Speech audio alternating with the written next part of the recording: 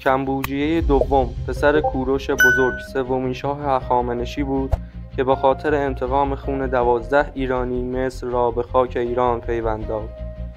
کمبوجیه پس از مرگ پدرش قصد گسترش قلمروی ایران را داشت. فرعون مصر آماسیس دوم با ایران رابطه دوستانه داشت، اما پسرش پسامتیک سوم پس از به قدرت رسیدن به ایران بی‌احترامی کرد. کمبوجیه 12 نماینده صلح را به مصر فرستاد، اما فرعون جدید آنها را زنده پوست کند و اجسادشان را به ایران بازگرداند.